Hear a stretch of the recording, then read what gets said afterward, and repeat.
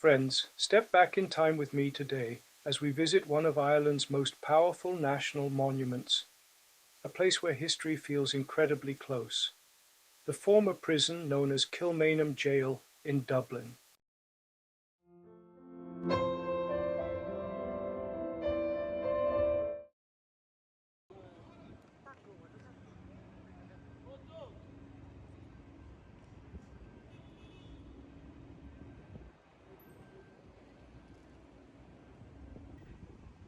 Leaving behind the bustling streets of modern Dublin, just about 3.5 to 4 kilometres to the west, stands this imposing structure. Kilmainham Gaol holds a unique, often heavy, place in Ireland's story. It's known as the largest unoccupied prison in Europe, and its walls confined some of the most significant figures in the struggle for Irish independence. Because of its historical importance, Kilmainham Gaol is a very popular site. Visiting requires pre-booked tickets for a guided tour, the only way to explore the interior. Make sure to book online well in advance to guarantee your spot. You can find the links in the description below. Our tour begins as we step inside, first pausing at the Catholic chapel. In this grim place, the chapel offered perhaps one of the few moments prisoners might have seen others, albeit under strict watch, during weekly services. It's also famously where Joseph Plunkett married Grace Gifford just hours before his execution in 1916. We then move into the West Wing, the oldest part of the prison dating back to the late 1700s. This section truly evokes the earlier, harsher period of the jail's history.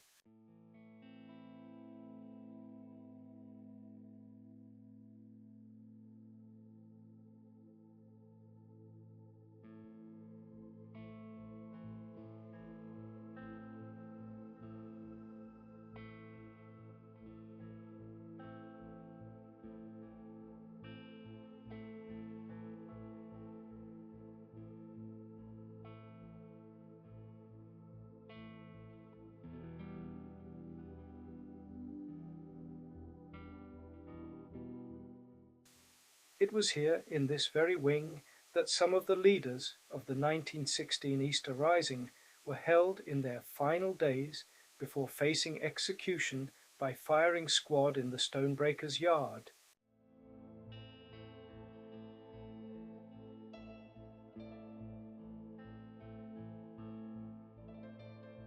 A stark contrast awaits in the East Wing, built in the 1860s during a time of different ideas about prison design. While Kilmainham Gaol is widely renowned for holding Ireland's famous revolutionary leaders, the figures etched into the nation's memory, it's crucial to remember a less celebrated truth.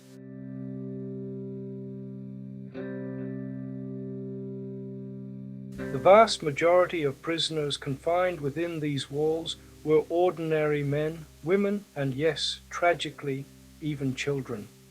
Their stories are less famous, lost to time for many, but they represent the everyday struggles and profound poverty of the era.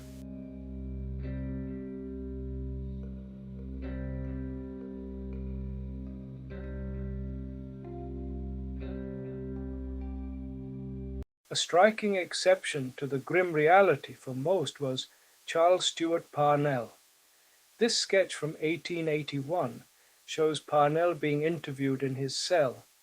Unlike the ordinary prisoners, or even many political prisoners, his status as a major Irish nationalist leader, primarily associated with the constitutional Home Rule movement rather than armed rebellion, afforded him significant privileges and far more comfortable conditions here.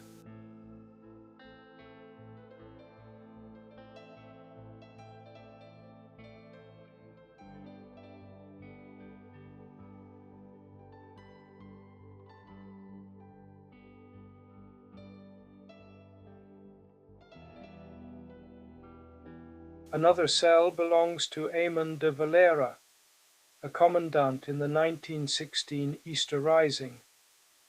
Imprisoned here alongside his comrades, de Valera's story took a different path.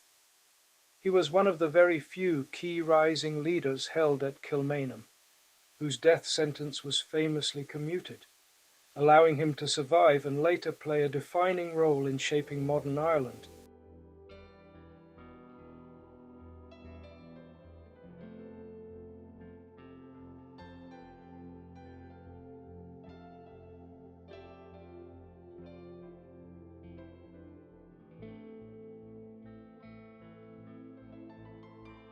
The Stonebreaker's yard is perhaps the most solemn spot.